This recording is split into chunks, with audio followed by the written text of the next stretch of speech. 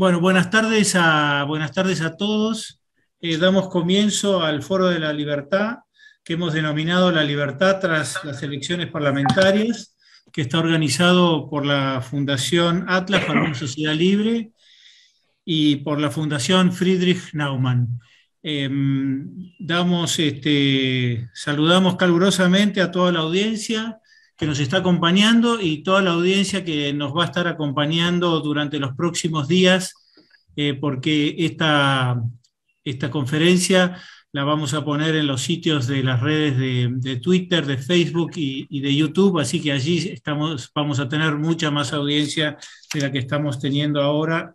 Y queremos también saludarlos. Bueno, agradecemos mucho a nuestros oradores de hoy, y les cuento cuál es el plan que tenemos de actividad. Va a moderar la actividad Martín Simonetta. Martín Simonetta es director ejecutivo de la Fundación Atlas. En realidad el cargo no dice mucho. La Fundación Atlas tiene 23 años y Martín está con nosotros desde el primer día hasta hoy, y todo lo que es la Fundación Atlas es gracias al esfuerzo que él ha venido haciendo durante todos estos años. Vamos a tener 3 expositores de 15 minutos cada uno: Carlos Rodríguez Brown, Diana Mondino y Diego Dillenberger. No va a haber preguntas, y para finalizar vamos a entregar 3 premios a la libertad que la Fundación Atlas otorga todos los años, y con eso terminamos. Calculamos que alrededor de 1 hora, que nos llevará toda la agenda. Bueno, el primer orador va a ser Carlos Rodríguez Brown, que diría que Carlos no necesita presentación. Prácticamente él es académico, profesor, ha escrito libros, artículos, conferencista, participante de un montón de fundaciones donde las apoya, y sobre todo un gran difusor de las ideas de la libertad en todos lados. Carlos, además, estamos hoy especialmente agradecidos porque él se ha conectado directamente desde España, así que ha alargado su jornada laboral gentilmente para acompañarnos. Y bueno, así que le estamos doblemente agradecidos. Carlos nos va a hablar de la libertad con su visión que tiene desde España, y también le pedimos, o yo le pido, si por favor nos puede agregar alguna palabra de un fenómeno muy interesante que estamos viendo que está sucediendo en Madrid, donde hay una alcaldesa llamada Isabel Díaz Ayuso, que está movilizando muchísimo la región con las ideas que nosotros defendemos. Diana Mondino es economista y, por sobre todas las cosas, es una activista incansable, defensora de las ideas de la libertad. Junto con Edgardo Zablowski nos han acompañado siempre con la Fundación Atlas, con lo cual son unos verdaderos amigos y siempre están dispuestos a colaborar con nosotros.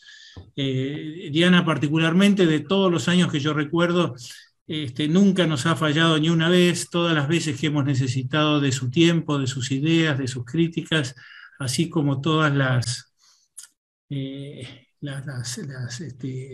apoyo que nos puede dar a través de la UCEMA, tanto también de investigaciones, de ideas y sobre todo infraestructura, que hemos usado mucho cuando todavía estaban las actividades presenciales, que suponemos que en algún momento volverán.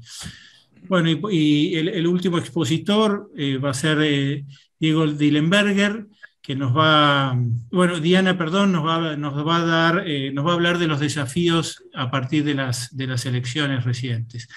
Y Diego Dillenberger nos va a hablar de la política después de las elecciones, y también nos ayudará a entender qué ha pasado este último domingo. Las elecciones parlamentarias son elecciones particularmente complejas de analizar y entender, porque por un lado ofrecen resultados duros, diría yo, que son la gente que perdió un cargo o la gente que ganó un cargo, y qué partidos son los ganadores y perdedores desde ese punto de vista, pero también ofrece un montón de información diferente, a los fines casi como si fueran estadísticos, como por ejemplo está muy publicitado la cantidad de votos totales que han recibido los partidos. Eso, si bien no significa nada en los términos efectivos de la reciente elección, bueno, uno podría imaginar que si hubiera habido una elección a presidente o si hay una elección a presidente dentro de un par de años, esa podría ser una buena estimación de cuáles podrían ser los resultados, por lo menos con los ánimos de hoy, con lo cual es bastante alentador. Las elecciones, bueno, los resultados de las elecciones parlamentarias son complejos porque no solo dependen de la cantidad de votos, sino que además de la cantidad de cargos que un partido ha puesto en juego y además los votos son por distrito, es decir, no tiene ninguna importancia acá la sumatoria total, lo único que valen son los partidos, son los votos de los distritos. Bueno, y ahí también hemos visto información que no tiene que ver con esto directamente, muy interesante, como el avance del radicalismo en todo, básicamente al interior del país y en el interior de la provincia de Buenos Aires, o la caída del peronismo en La Pampa, en el Chaco, que fue una elección muy ajustada. Bueno, se han mantenido muy fuertes los partidos provinciales, pero que sabemos que en general están alineados con los peronistas. Bueno, en las elecciones para el Congreso Nacional hay un claro triunfo de la oposición en este caso y también con una muy agradable bienvenida de 5 diputados que van a tener las fuerzas liberales, que es una novedad súper interesante, que seguramente vayan a tener un poder muy superior a 5 en la medida que en el cuerpo donde ellos participan nadie tiene la mayoría y seguramente van a poder tener una participación mucho más activa que si fuera en lo diferente. Y en las legislaciones provinciales también hay cuestiones complejas de entender. Por ejemplo, o sea, la ciudad de Buenos Aires, a pesar de que el partido oficialista sacó prácticamente el 50% de los votos, perdió la mayoría. No perdió la mayoría, perdón, perdió 4 legisladores y si bien sigue teniendo la mayoría, la tiene mucho más ajustada. En la provincia de Buenos Aires sí, también, a pesar de que ganó la oposición, en este caso Juntos, perdió la mayoría que tenía en el Senado y ahora están empatados en fuerzas. Bueno, y para terminar, como les dije, vamos a dar 3 premios a la libertad. No voy a anunciar en este caso quiénes van a recibir los premios, así mantenemos un poquito de suspenso. Nosotros, si bien seguimos difundiendo a través de nuestra fundación mucha actividad que está vinculada a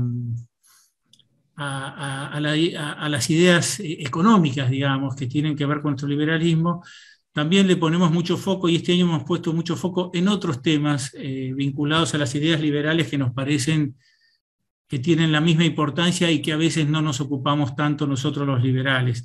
Así que vamos a ver que en este caso vamos a ver premios que se van a recibir en función de personas que se dedican a la filosofía y a encontrar explicaciones y justificaciones a las ideas morales.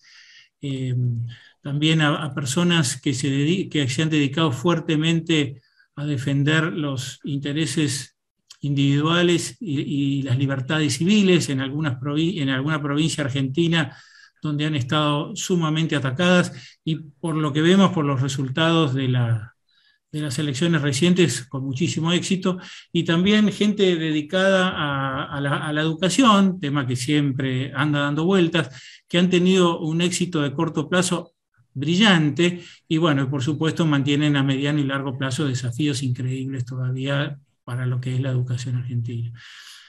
Bueno, y por último, quiero mencionar la participación de la Fundación Friedrich Naumann, que, que nos ha acompañado a lo largo de toda nuestra vida, que siempre está presente con aportes económicos, acompañándonos en los eventos y en un montón de actividades que hacemos juntos.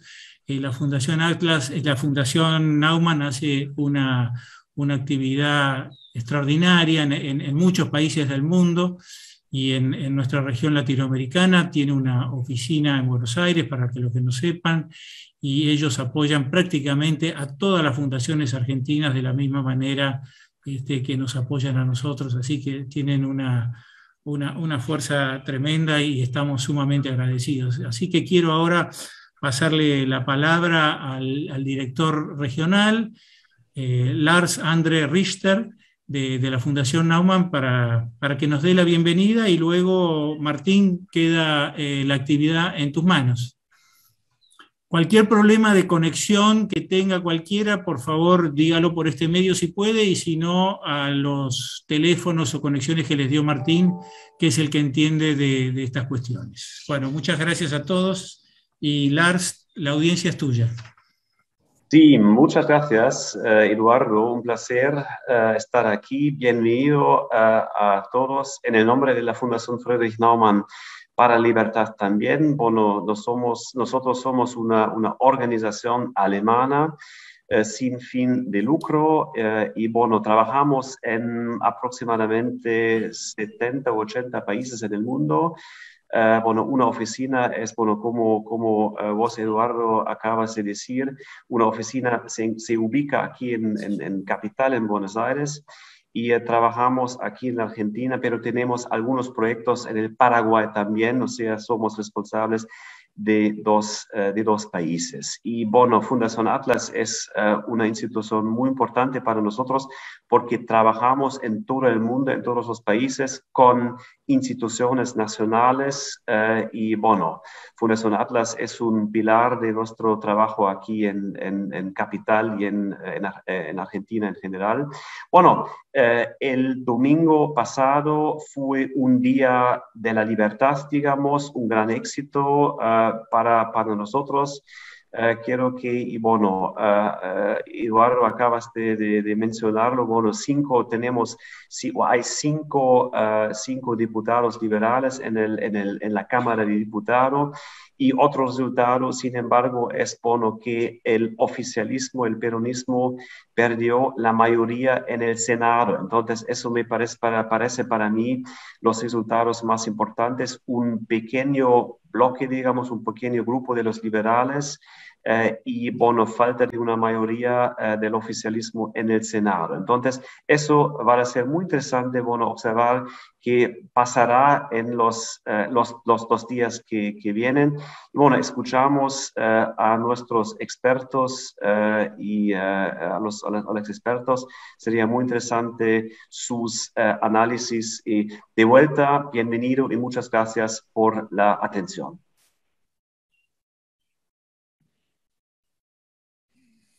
Bueno, muchísimas gracias, Lars, por tus palabras. Estoy viendo que por algún motivo no se me ve. A ver, vamos a ver. Sí, se te ve. Sí.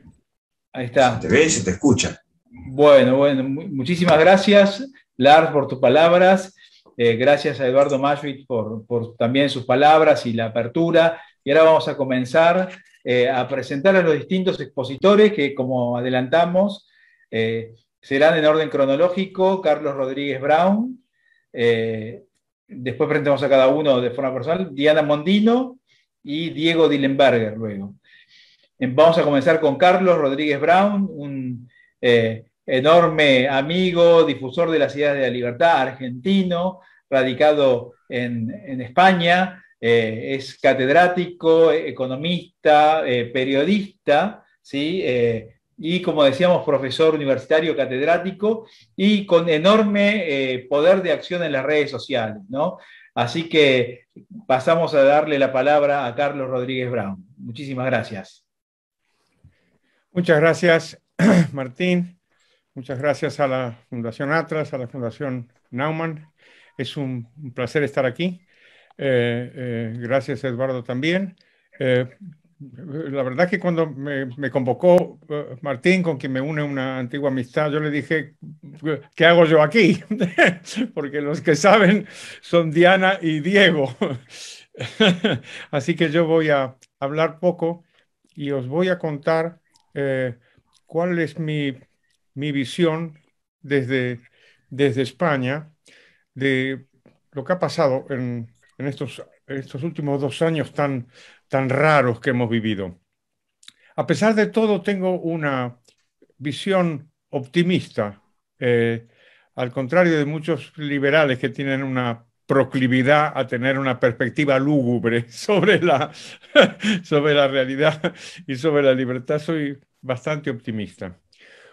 Una pandemia, o para llamarle por su nombre clásico, una peste, es quizá lo único que puede rivalizar con la guerra a la hora de desactivar los impulsos que todos tenemos a defender la libertad y a defender lo que es nuestro. No hay nada como la peste y la guerra. ¿Por qué? Porque los políticos siempre nos asustan. El miedo es una herramienta política fundamental. Pero claro, hay miedos y miedos. Y si, digamos, si a mí me dicen que hay una catástrofe climática, por hablar de un argumento político de nuestro tiempo, si me dicen que va a subir el nivel de las aguas, pues yo me lo puedo creer o no, pero desde luego la catástrofe no va a ser mañana. Yo, como siempre digo, es muy poco probable que las aguas del Guadalquivir suban mañana y se lleven a la Giralda hasta el Mediterráneo. Esto mañana seguro que no va a pasar. En cambio, la peste y la guerra te amenazan con una muerte inminente. Es que la peste te puede matar hoy o te puede matar mañana. Y la guerra que te voy a contar, la guerra es el enemigo que está ahí a las puertas y que te puede matar mañana. Entonces ahí es cuando más dispuesto estás a renunciar.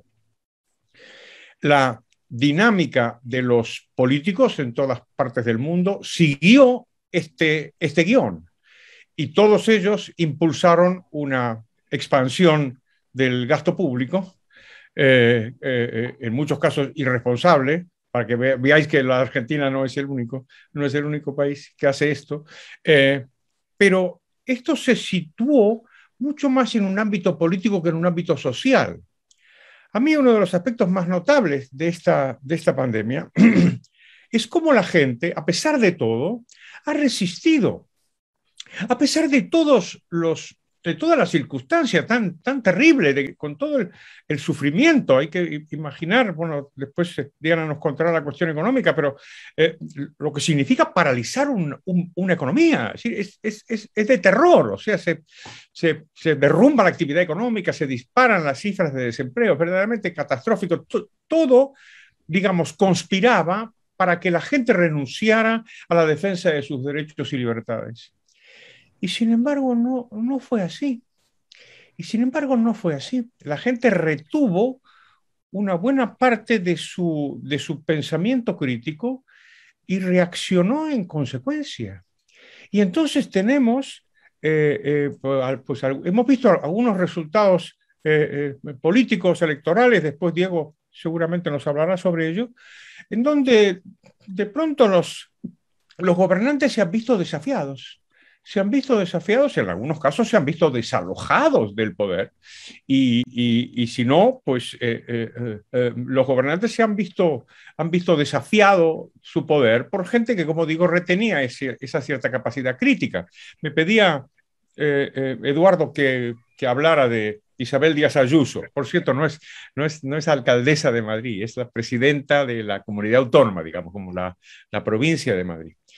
Díaz Ayuso es un fenómeno verdaderamente muy notable y nos ha dado una alegría a los liberales. En general, los liberales no tenemos que tener mucha alegría con ningún político, pero bueno, dentro de esto, Díaz Ayuso, a quien conozco personalmente, pues nos dio una gran alegría. ¿Por qué? Pues porque otra vez en este contexto tan hostil, pues se atrevió a levantar la voz y se atrevió a propiciar una política en contra de los cierres económicos, con lo cual excuso deciros la alegría que le dio esto a millones de trabajadores, comerciantes, pequeños empresarios, etc. Y se atrevió a levantar banderas liberales. De hecho, libertad fue su consigna. La consigna electoral de Isabel Díaz Ayuso fue libertad. Y entonces, con muchos medios de comunicación en contra, y por supuesto con toda la izquierda en contra, pues resulta que obtuvo ella solita más votos en la Comunidad Autónoma de Madrid que toda la izquierda junta. Bueno, pues fue una noticia muy notable y me parece que avala esta hipótesis optimista o no demasiado pesimista que estoy intentando defender hoy. Y sospecho que igual en Argentina puede haber pasado algo parecido. Para mí, yo creo que hay que poner en valor estas cuestiones porque no son muy frecuentes, y el que empiecen a aparecer opciones liberales, pues siempre es una alegría. Ahora la advertencia, digamos, la parte quizás de cautela de todo esto. Por seguir por el tema de Madrid, ¿qué es lo primero que ha pasado cuando despunta esta estrella, que es la de Isabel Díaz Ayuso en España, en Madrid y en España? Pues lo que pasó es que, por supuesto, la izquierda está indignada con ella, pero también su partido. Entonces, la comidilla de las últimas semanas en Madrid no es el papel que puede tener Ayuso frente a la izquierda, sino los problemas que está generando dentro de su propia formación, dentro del Partido Popular. Claro, esto es una noticia malísima que lo que hace es advertirnos ante los riesgos que pueden representar los partidos. Algo de esto es posible que suceda también en la Argentina. La gente está hablando, por lo que yo puedo ver, del regreso de Macri. Pero claro, Macri no tuvo una gestión impecable, digamos, desde el punto de vista de los liberales. Y se parece mucho a lo que sucedió en España con el anterior presidente que tuvo el Partido Popular, que fue Mariano Rajoy. Yo creo que Rajoy y Macri se parecen bastante, en el sentido de que en principio defienden ideas pues, bastante razonables, ideas que pueden ser liberales, pero cuando llegan al gobierno, lo que intentan es una política contemporizadora.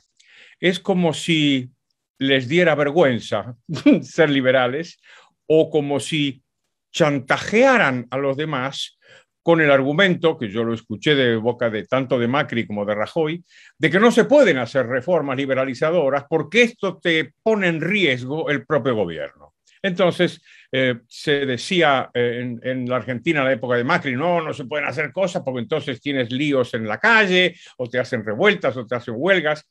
Y algo muy parecido lo decía también Mariano Rajoy en Madrid, en España. Decía, no podemos ir más allá, tenemos que hacer una política más o menos como hacen los socialistas, bueno, con más prolijidad, digamos, pero más o menos en esa misma dirección, porque tampoco se puede ir mucho más allá de lo que hace todo el mundo, digamos, lo que hacen los europeos, esta especie de socialdemocracia que impera en Europa y en la mayor parte del mundo, defensa del estado del bienestar, mercados más o menos intervenidos, impuestos altos.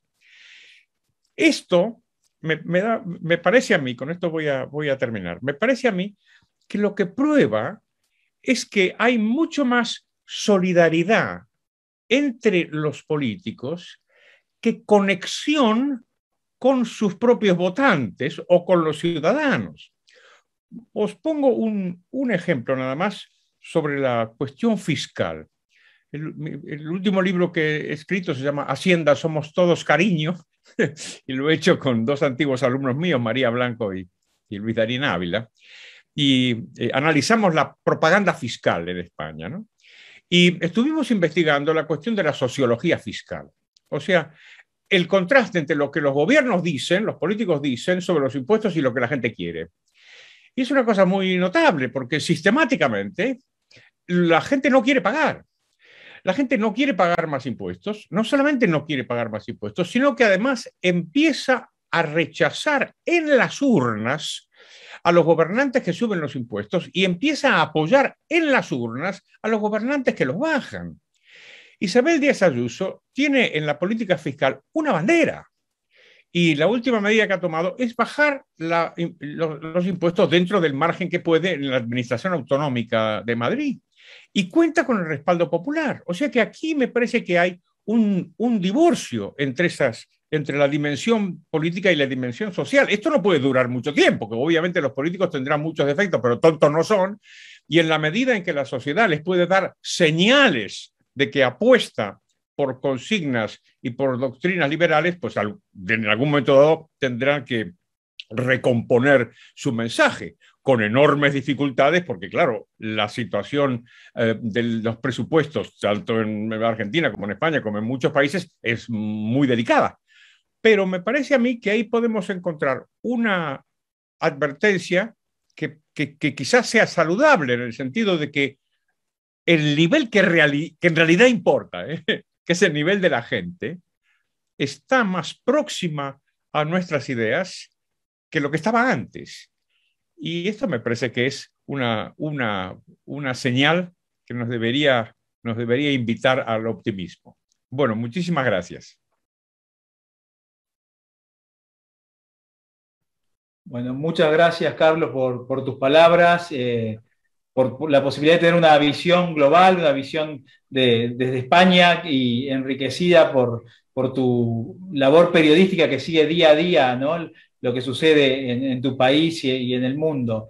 Y ahora vamos a pasar a escuchar a Diana Mondino, también una persona que apoya permanentemente a la Fundación Atlas, generosamente. Ella es economista y es profesora de UCEMA, es una activa columnista en distintos medios y también una prolífica tuitera en el presente. Así que vamos a cederle la palabra a Diana Mondino. Gracias, Martín. Pero antes que nada, no dijiste que tengo la ventana donde se ven los jacarandáes en flor de noviembre de Buenos Aires. ¡Qué bueno! No sé si alcanzan a ver, pero es uno de los lugares, todas las avenidas de Buenos Aires que tienen esto, es maravilloso. Así que aceptamos todo tipo de visitantes. Bueno, me toca a mí el desafío de hablar de los desafíos después de las elecciones. Un segundito antes de entrar en la economía, yo creo que el principal desafío ahora es que la gente no se desilusione, porque cambiar no puede cambiar nada pronto. Por empezar, las elecciones fueron el día 14 de noviembre, asumirán las nuevas autoridades el 10 de diciembre, el Congreso empieza a sesionar un poco más esporádicamente y hasta marzo no sé qué habrá. El gobierno ya tiene preparado un paquete de leyes bastante importante que pensaban presentar y preparar ahora, no han sido presentadas en estos 20 días que faltan hasta que asuma el nuevo Congreso, con lo cual estamos teniendo varias lecturas.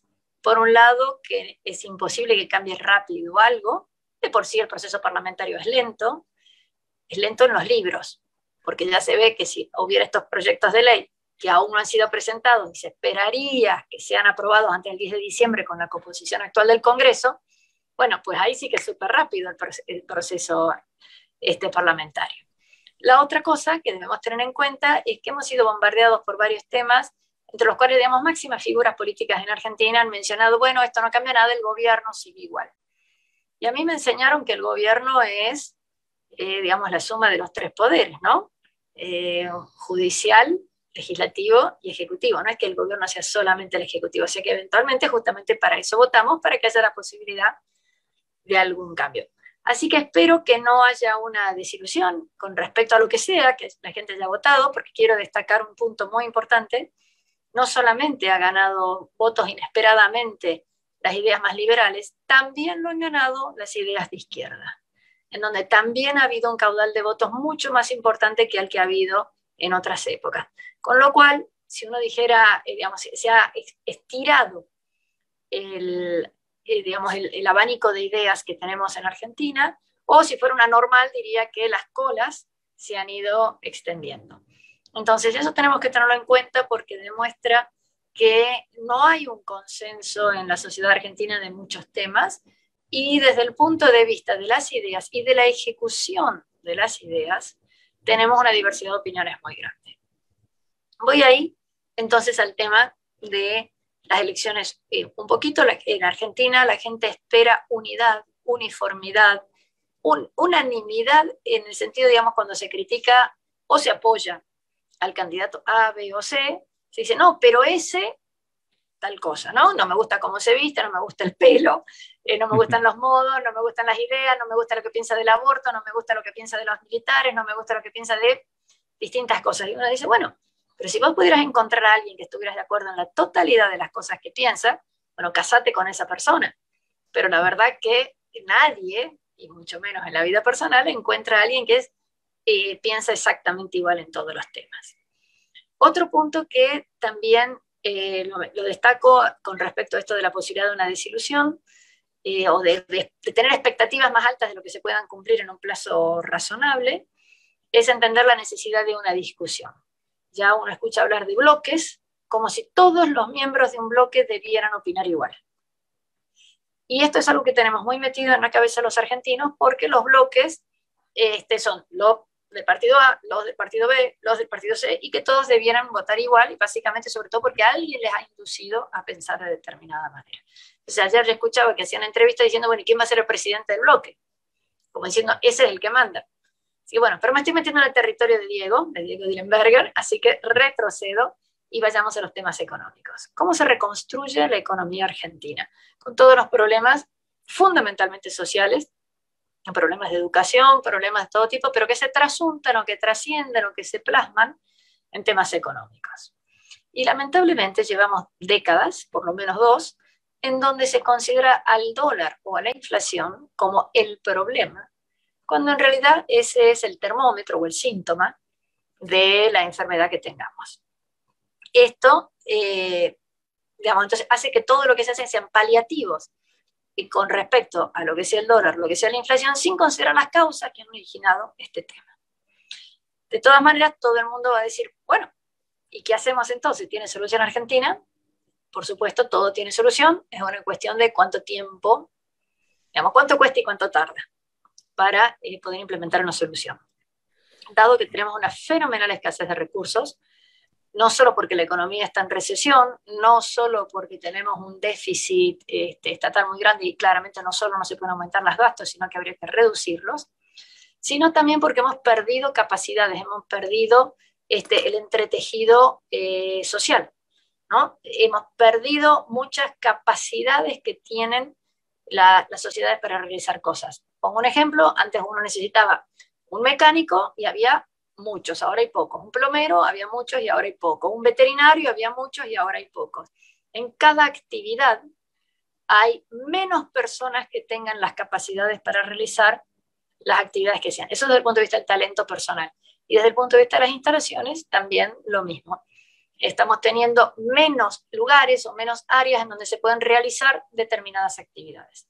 Eso proviene por zonificación, por economías de escala, por diferentes razones, pero ya no es posible encontrar de todo en todos lados. De hecho, uno va por una ruta y antes las rutas eran más amigables, pasaba por el medio de los pueblos, era mucho más lento, por supuesto, pero en cada pueblo tenías posibilidad de comer, ir al baño, comprarte un cepillo de dientes si te lo habías olvidado. Hoy, pasando por una autopista, es extremadamente más ágil el tránsito, pero tenés muy pocas oportunidades de realizar eso y tenés que desviarte. Por tanto, ha cambiado muchísimo el tejido social.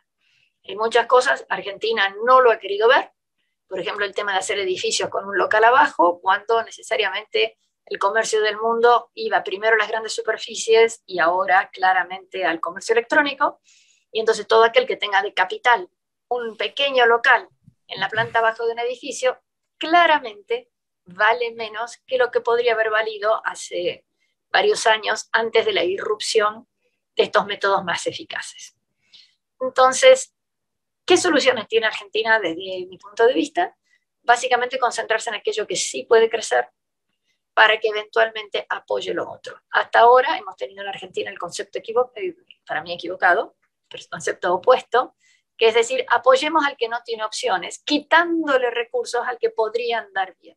Con lo cual terminamos con todos desmejorados. No solamente el que no tenía algo no alcanza a introducirse en el sistema productivo, sino que aquel que podría haber estado produciendo igual o más, se ve afectado por regulaciones y por impuestos que le impiden crecer. Básicamente, Argentina podría orientarse en forma muchísimo más activa hacia todo lo que sean exportaciones. Argentina tendría que tener capacidad de exportación agroindustrial, turismo, lo que se llama el conocimiento y energía. En esas 4 tenemos ventajas relativas con respecto al resto del mundo y también ventajas absolutas, los 2 tipos de ventajas. Sin embargo, por haberlo estado castigando con impuestos a los fines de auxiliar a aquellas áreas de menores recursos, no se han desarrollado tanto como pudieran. ¿Por qué digo que habría que apoyar estos recursos? Contrario a todo lo que se escucha habitualmente, porque dado que no tenemos capacidad de seguir gastando como hasta ahora, dado que es indispensable reducir el déficit, es indispensable definir prioridades. Los recursos no alcanzan para todo, las necesidades son ilimitadas, página 1 del primer libro de economía. Entonces, para hacerle caso a esa página 1 del primer libro de economía, lo que necesito es identificar a dónde se van a hacer los pocos o muchos esfuerzos que el Estado pueda hacer. Entonces, ¿es esto ser liberal? No lo sé. Pero es ser buena ama de casa. Es tener sentido común. Es decir, muchachos, para todos no alcanza. ¿En dónde lo pongo que nos pueda terminar la tarea este año, en vez de hacer 5 que queden por la mitad, y que el año que viene eso me genere más recursos para que el año que viene pueda hacer más cosas que las que hice este año? De nuevo, totalmente inverso a lo que se está haciendo durante varios años en Argentina, donde se dedica recursos a sustentar a aquel que no puede sobrevivir y con lo cual nunca vas a poder crecer, porque permanentemente vas a estar dando apoyo a aquel que no tiene posibilidad para sobrevivir. Hablo del sector económico, no de personas, hablo de sectores económicos. Entonces, lo que necesitamos es definir prioridades. Ustedes dirán, bueno, no quiero definir las prioridades de exportación, ya somos una economía muy cerrada, necesito hacerlo en el mercado doméstico. Bueno, aún así, siempre hay que definir prioridades. No se puede gastar en todas las actividades como se está haciendo ahora, con resultados muy magros. Estos magros resultados son evidentes en lo que es salud, en lo que es educación, en lo que es acceso a la justicia, en lo que es la infraestructura, en lo que es la seguridad.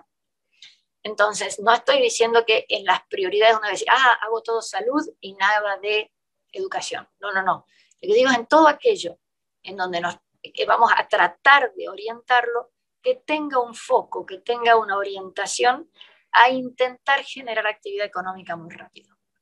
Ustedes dirán, ¿y por qué exportaciones? Bueno, primero porque tenés el mercado del mundo, 7.000 millones de habitantes en vez de 45 millones empobrecidos. Segundo, porque al ser en dólares tendrías bastante más posibilidades de generar las divisas que se generan para toda otra actividad y no solo para pagar deuda, sino porque el gobierno, los importadores pueden utilizar eso para comprar un repuesto, para comprar el insumo de una vacuna, para comprar la tintura con que se tiñe este vestido. Entonces, necesitamos que haya mucho más comercio exterior para poder crecer. La única forma de que haya mucho más comercio exterior es fomentando exportaciones e importaciones. Entonces, definiendo prioridades, definiendo cuáles son los objetivos a los cuales debiéramos intentar focalizarnos. Yo puedo decir uno que no le gusta, que el que nos escuche elija otro, pero no se puede escapar del doloroso ejercicio de definir prioridades. ¿Y por qué digo doloroso? Porque hay que decir que no a un montón de otras actividades. Hay que decir que no a una serie de elementos que tenemos. Lo que nos ha enseñado la historia económica argentina es que antes que decir que no a algunas actividades, lo que se le da es un poquito a todas y quedan todas igual de insatisfechas. Entonces, necesitamos concentrarnos en algunas actividades y definir a dónde van. Dentro de las que tendrían más eficiencia en lograr el resultado, aunque sería un problema político, es el tema de subsidios económicos que en el presupuesto 2021 Argentina tenía pensado, bueno, no ocurrió porque hubo una cuarentena mucho más prolongada de lo que queríamos, porque el presupuesto no era apropiado, pero lo que nuestro Congreso aprobó era que Argentina iba a dedicar 18% de sus recursos a subsidios económicos. 18%, a subsidiar empresas públicas, a subsidiar transporte, energía, todo para que las tarifas sean bajas. Con lo cual eso genera dispendio, eso no permite hacer una buena asignación de recursos y sobre todo es muy poco transparente. No se conocen los criterios con los cuales se asignan las compensaciones para este tipo de actividades. Esto lo contrasto con un mito que tenemos en Argentina, que el verdadero costo es la gente que tiene enormes dificultades económicas, lo que llamamos planes sociales, o en algunos casos en forma bastante despectiva se les llama piqueteros. Efectivamente hay gente que no está dentro del sistema económico como desde el punto de vista productivo, sí están como un costo estatal, pero todo eso en el presupuesto, que no se pudo cumplir, estaba previsto 3,8% del presupuesto. Entonces, prácticamente 5 veces más estaba previsto para subsidios económicos a empresas públicas que para ayudar a aquellos que realmente están en una situación de desamparo. Si nos concentramos de esta manera, podremos focalizarnos en lo que definí como el primer problema que tiene Argentina, que es tratar de solucionar el desempleo. El problema argentino no es el dólar, el problema argentino no es la inflación, el problema argentino es que tenemos una masa de gente que no produce, que no tiene un acceso razonable a una actividad productiva. Y eso no solamente afecta a la dignidad humana, no solamente afecta el uso de su tiempo, sino que nos afecta a todos los demás, porque de alguna manera hay que sustentar a esas familias y todos tenemos menos recursos disponibles porque bueno, hay distintas opiniones, pero a mi juicio hay que continuar apoyando esas actividades. Pero tampoco se les da ninguna alternativa, tampoco se les da ninguna salida. Solamente se les está diciendo, te voy a dar una migaja ahora y otra mañana, y tal vez te pueda seguir dando una migaja después.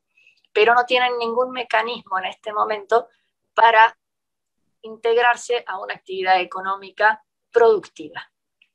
Bueno, dicho todo esto, creo que el desafío que tienen nuestro nuevo Congreso es colaborar con el Poder Ejecutivo para que rápidamente identifiquemos las prioridades, cualesquiera que sean las que se consideran necesarias.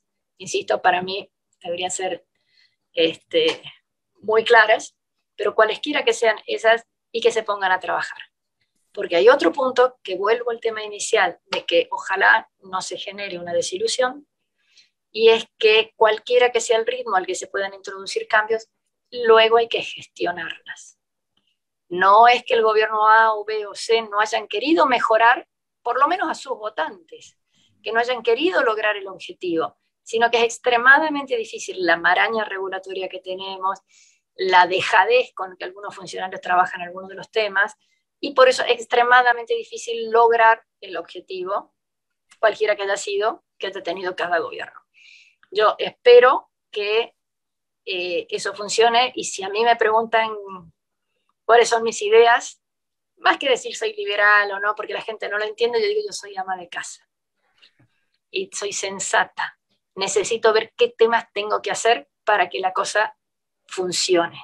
A ver, si yo quiero preparar el desayuno a mis hijos con leche, primero tengo que poder abrir la puerta de la heladera para sacar la leche. Y antes tuve que haber comprado la leche, y antes alguien tuvo que haber fabricado la leche, y una vaca tuvo que haber tenido el ternero.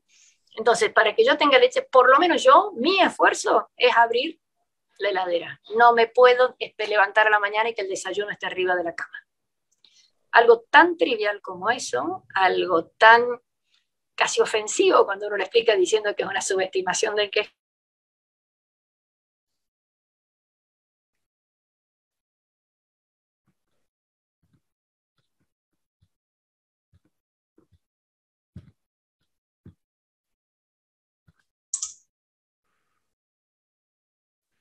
Algo se cortó, ¿no? Sí, algo se cortó justo cuando estaba terminando, Diana, se le cortó la transmisión, pero bueno, le agradecemos muchísimo a Diana, que estaba cerrando justamente su presentación, y vamos a pasar a conversar ahora con el último expositor, que es Diego Dillenberger, que está aquí presente.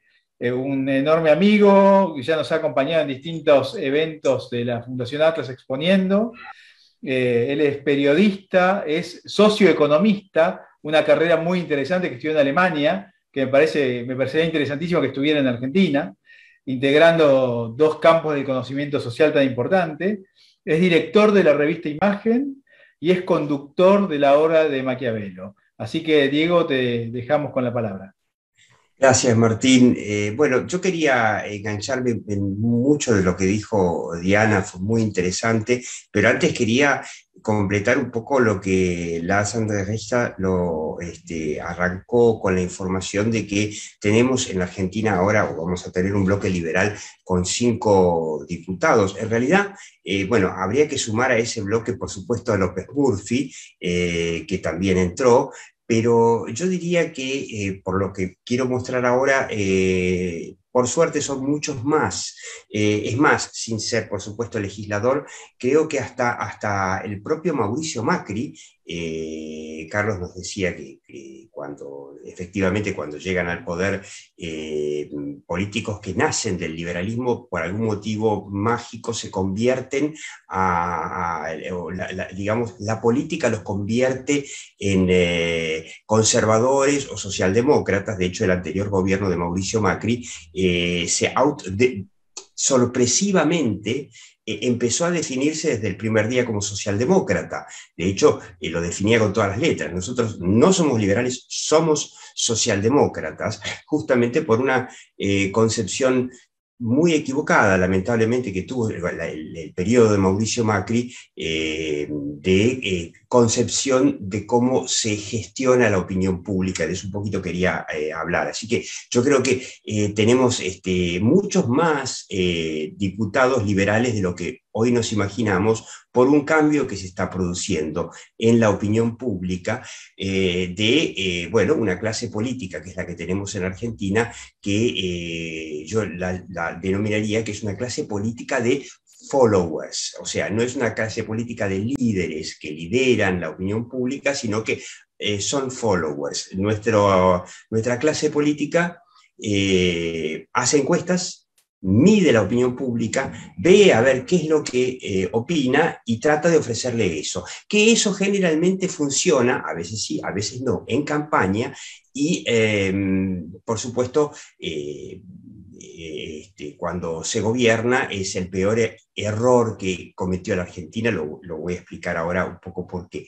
Entonces, con respecto a la cantidad de diputados liberales, hay uno, por ejemplo, que no lo mencionamos y que de repente puede ser un nuevo converso al liberalismo, está en veremos si entra o no entra en la Cámara de Diputados, que es Florencio Randazzo, que fue nada menos que ministro del Interior con el gobierno de Cristina Kirchner, y que de repente entró en la campaña. Ahora estamos viendo, están contando los votos, va a haber que esperar al escrutinio definitivo si entra o no entra. Rompió todas las leyes, yo les llamo las 20 verdades del marketing político que en la Argentina introdujo sobre todo el ecuatoriano Jaime Durán Barba, y que yo creo que le han hecho mucho mal, mucho daño al país, que es no presentar nada que la izquierda pueda llegar a llamar o tildar de ajuste, porque eso es una mala palabra. Bueno, ese es el grave error de concepción de proponerse el seguir el discurso de la izquierda en lugar de generar un debate nuevo y un discurso nuevo. Entonces rompió de alguna forma las 20 verdades del marketing político, parafraseando las 20 verdades peronistas, con una propuesta de reforma laboral. Y me acuerdo que yo soy columnista del portal de TN, que escribimos una nota por entonces diciendo, bueno, este hombre si lo escuchara Durán Barba, lo mataría. ¿Cómo va a hacer una cosa así? Proponer en la Argentina una reforma laboral donde han caído gobiernos por intentarlo, ¿no? El ejemplo de la Rúa, Fernando de la Rúa, en el año 2001, cae como consecuencia de un intento fallido de reforma laboral que se quiso hacer estúpidamente sobornando senadores. Bueno, toda una larga historia. Mauricio Macri, ante ese temor, cuando llevó su reforma laboral, la llevó prácticamente en secreto para que no se debatiera el tema en la opinión pública, y por supuesto el peronismo, cuando vio que había una reforma laboral, por supuesto que fracasó. ¿Por qué? porque yo quiero explicar, no sé si puedo compartir un segundo la pantalla, Martín, ¿puedo intentarlo? A ver.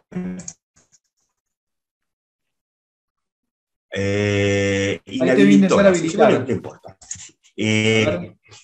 Yo lo llamo, yo lo llamo el esquema de Mussolini, que por qué fracasa la Argentina, porque hay que buscarle un origen, ¿no? Yo le llamamos, después también hubo otros autores que tomaron la idea de la frase de García, de Vargas Llosa, de conversación en la catedral. A ver si querés intentar ahora compartir. A ver si se puede. Sí, señor. A ver, bien, ¿dónde estamos acá? A ver si lo ven. Acá tenemos el esquema de Mussolini, ¿no? Acá lo tenemos a don Benito Mussolini. Yo le llamo el esquema de Mussolini porque es buscar cuándo fue que se jodió Argentina, cuándo fue que se jodió Perú, preguntaba, arrancaba conversación en la catedral. Bueno, Argentina se jodió el día que Juan Domingo Perón incorporó la Carta del Laboro, que era la ley laboral que había introducido Mussolini, año 1927, ¿no? Está por cumplir 100 años.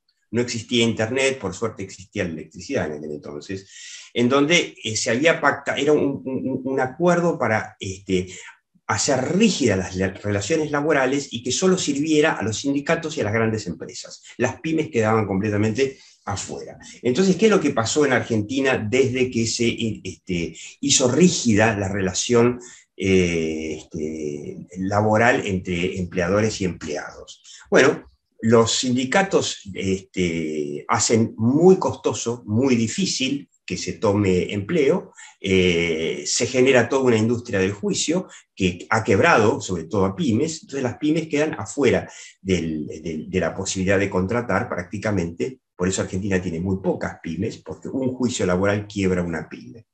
Esto es lo que ha hecho que, como si los privados no contratan, o lo hacen solamente en negro, a un alto riesgo, entonces lo que nos pasó en Argentina, entre otras muchas cosas, pero esto yo creo que es lo más importante, es que el Estado se convirtió prácticamente, pasó de ser del principal empleador, lo cual fue un gravísimo error, a, desde hace 11 años, el único empleador, el único que da empleo neto en Argentina, entre los que quedan en la calle, que se echan, empresas que cierran, y los empleados que se toman. Por supuesto que esto genera un costo del Estado enorme. Argentina tenía ya de por sí 2 millones de empleados públicos cuando llegaron los Kirchner, hoy tiene 4, ¿no? O sea, en los 20 años que han pasado, menos de 20 años, 18 años que han pasado desde que llegaron los Kirchner, Argentina duplicó su plantel de empleados públicos, mejoró mucho además los sueldos que reciben en general los empleados públicos. Nación cuadruplicó la dotación de empleo público, y mientras tanto el kirchnerismo agravó todavía más las leyes laborales. Con lo cual, llegamos a este punto donde los privados no contratan, y por eso me quiero enganchar con lo que decía Diana Mondino, muy interesante, de hay que darles una solución laboral que no sean ni planes ni empleos públicos, ¿no? Porque acá se establecieron 2 niveles. Un nivel, el de, yo le llamaría el nivel de nobleza del empleo público garantizado de por vida, que no te pueden echar ni te pueden obligar siquiera a trabajar, además para hacer absolutamente nada útil, y el nivel de plan social, ¿no? De la migaja que te tiran. Esto, por supuesto, además de generar un enorme gasto público absolutamente infinanciable, ya ni sabemos cuánto pesa el Estado sobre el PBI, se habla de que ya está llegando al 50%, pero cualquier cosa que pase del 35% es una locura. Se ha chupado todo el crédito de la economía, los privados no tienen acceso al crédito, el proceso de crowding out, donde el Estado se lleva absolutamente todo el poco crédito que hay, y como esto también se acabó, le damos a lo que llamamos acá la maquinita de imprimir papelitos sin valor, que es lo que nos está generando este desequilibrio tremendo que es la inflación. Por supuesto que esto genera una situación de inflación y estanflación, con lo cual hay cada vez más pobreza, y cada vez más el peronismo está llamado a resolver la pobreza con más empleo público y más planes sociales. Y esto genera este círculo vicioso. Vamos a cambiar ahora a ver lo que vemos, a ver si podemos verlo así fácil. Quiero mostrar esto. Esto ha cambiado ha generado un país absolutamente inviable, y ya después de tantos años de este esquema, sin cultura laboral, ¿no? Quiero agregar el dato de que Argentina tiene una población económicamente activa vergonzosamente chica. En Argentina poco más del 40% está dentro de lo que es la población económicamente activa, que es la que por lo menos, o sea, trabajo, dice que busca trabajo, de la cual además hay un 10% que está más del 10% que está desempleado. Esto es una barbaridad, es una vergüenza, porque Argentina tendría que tener el 60% de su población dentro de la población económicamente activa. O sea, mucha más gente tiene que trabajar, y por supuesto en el sector privado. Ahora, ¿por qué esto se mantiene así? Y por qué, hay evidentemente un vuelco hacia el liberalismo en la opinión pública. Por esto que estamos viendo. ¿Están viendo este gráfico? Uh-huh. Bueno, este es del Pew Research Center, ya tiene unos años, es del año 2015. Se ve chiquito. Se ve chiquito, yo lo voy a relatar porque no encontré la versión un poco más grande en forma de mapa, que realmente te deja helado. Esto es ante la pregunta de ¿qué prefiere? No se pregunta por sistema capitalista, se pregunta qué prefiere, que haya diferencias entre ricos y pobres, pero que a los ricos les vaya mejor, aunque a los pobres no les vaya mejor, no es que les vaya peor. O sea, la pregunta del capitalismo, aceptar que hay gente que va a ganar más y otra que no necesariamente va a ganar más, pero tampoco menos. Bueno, entonces se hace una comparación de países emergentes, ahí estamos, los argentinos, por ejemplo, estábamos en aquel entonces, hoy ya no me queda claro dónde estamos. La media, les digo, la media es de 62% a favor de esta idea del capitalismo contra 28%. Esta es la media. Empezamos con un extremo, el mayor extremo es Vietnam, 95% a favor contra 3%. Acordémonos que Vietnam es ese país que le ganó a Estados Unidos la guerra por imponer el comunismo. Bueno, ahí lo tenemos, a Vietnam. Después viene China comunista. Bueno, es una forma de decir. Y un montón de países, está en la mitad de la tabla, está Brasil, está Venezuela.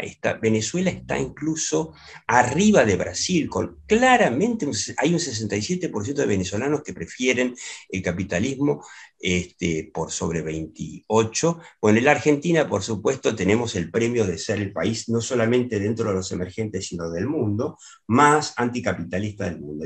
Había un 48% anticapitalista contra un 33%. Les muestro rápidamente los países, acá, a ver si podemos ver, estos son los más pobres. Todos los países más pobres son más bien procapitalistas, y los países más ricos, bueno, ni hablar, ¿no?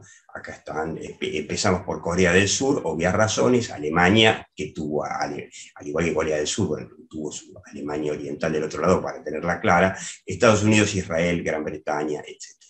Bueno, dejo de compartir pantalla, porque acá, a ver si puedo dejar de compartir pantalla. ¿Cómo se hace esto? Bueno, no sé cómo dejar de compartir pantalla. Si alguno sabe, me lo dice. Ahí está, creo que ahí está. Lo hice yo, sí. Perfecto. Bueno, entonces, a lo que voy a decir es que lo que tiene la Argentina es un problema que nace con un problema laboral que, si se resuelve, resolvemos más o menos el punto de partida de lo que hizo que Argentina se jodiera. Y la buena noticia, y ahora quiero terminar con esta muy buena noticia, es que, bueno, le hice un pedido muy especial a la Universidad de San Andrés hace algunas semanas de incluirme en su encuesta mensual política la pregunta de, bueno, la aprobación o desaprobación de una reforma laboral.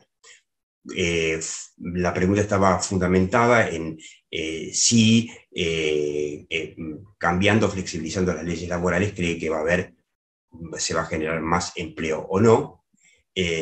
Bueno, y Diego Reynoso, que es el director de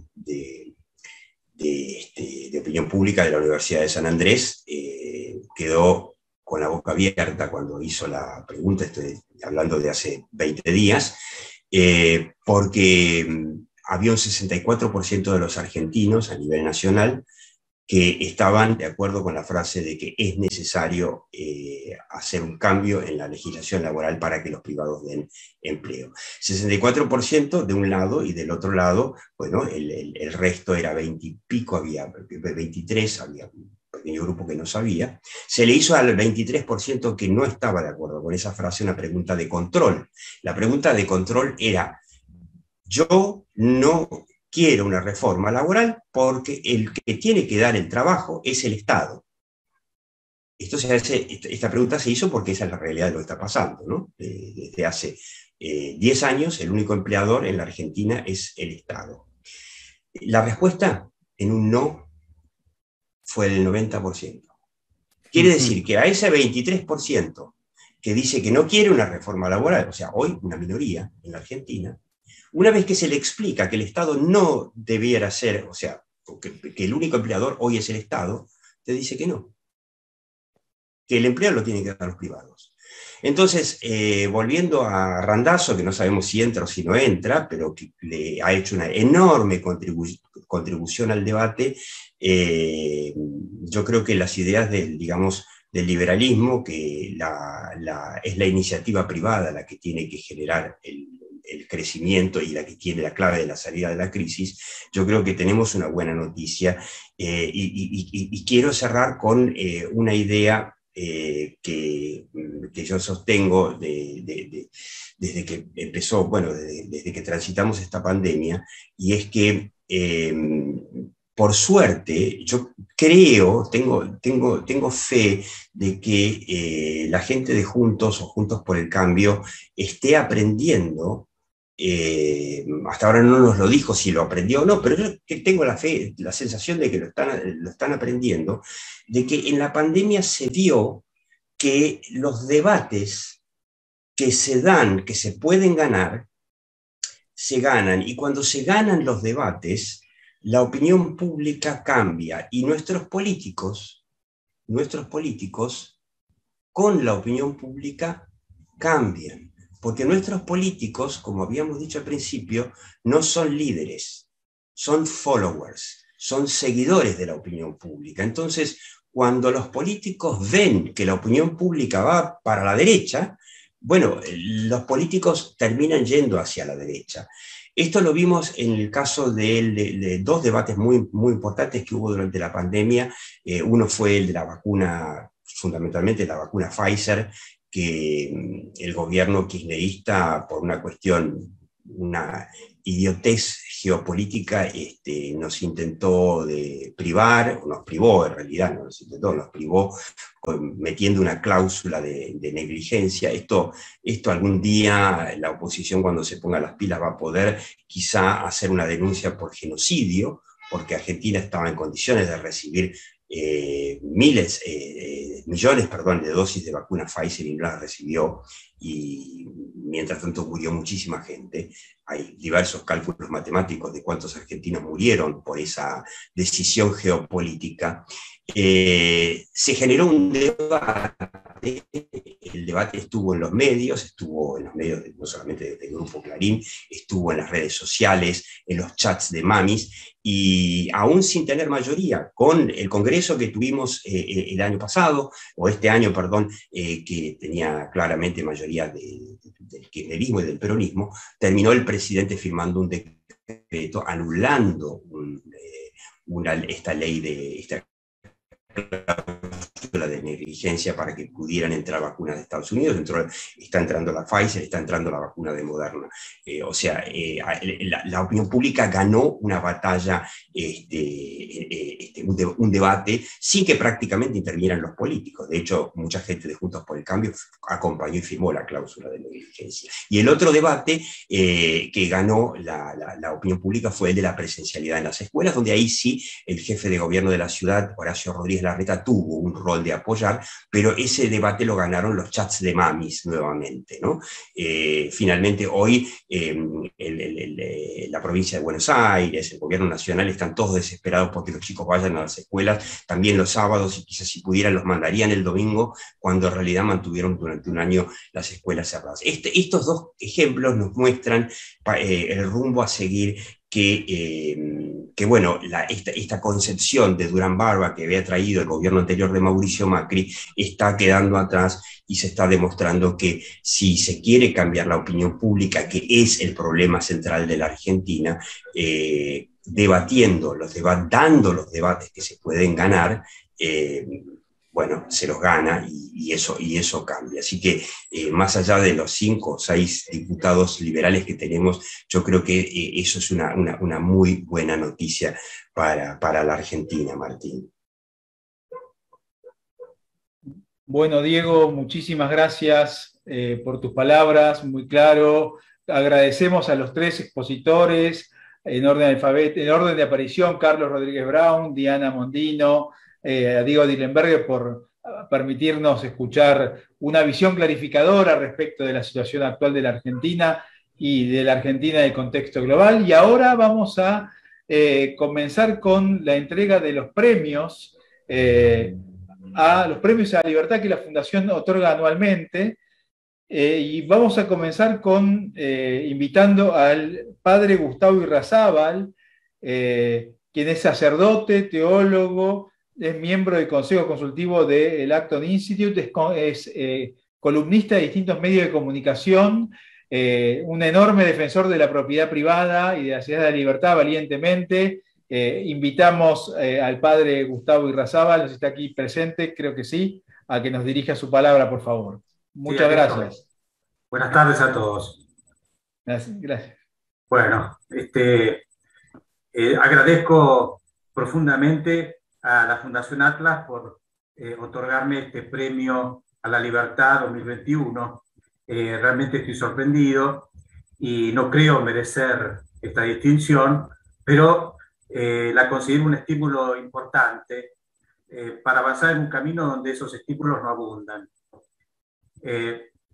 Pensando en mi propia historia, cuando yo, ya siendo sacerdote en los años 90, estudiaba mi especialidad, que es la teología moral, comprendí el valor de la libertad de pensamiento en un clima eclesial que crecientemente se iba enrareciendo por la censura. Cuando volví al país, en las vísperas del 2001, y presencié los hechos tan dolorosos que se sucedieron en esos años, bueno, tuve la certeza sobre la importancia de la libertad política en medio de una cultura que estaba experimentando una clara regresión autoritaria. En ese momento la revista Criterio fue el ámbito donde pude compartir mis inquietudes y darlas a conocer a través de sus páginas. Y finalmente, en los últimos años, ante la profundización del deterioro social, mi atención fue girando hacia temas económicos. Y en este ámbito, el Instituto Acton ha sido para mí una ayuda invalorable, contribuyendo a mi formación, al esclarecimiento de mi pensamiento y a la difusión de mis reflexiones. Así que quiero aprovechar esta oportunidad también para agradecer a la revista Criterio y al Instituto Acton, expresarles toda mi gratitud. Pero más allá de mi persona, hablando ya como creyente y sacerdote, quisiera concluir refiriéndome a la Iglesia y al rol que creo que le compete en la vida social.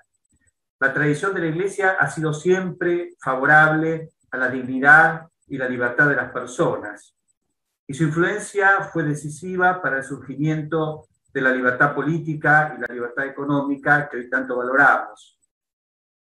Es cierto que la coyuntura histórica la enfrentó con las democracias liberales en el siglo XIX, pero también es cierto que gradualmente su enseñanza asumió los principios de la democracia republicana y, aunque más lentamente, también los de la economía de mercado.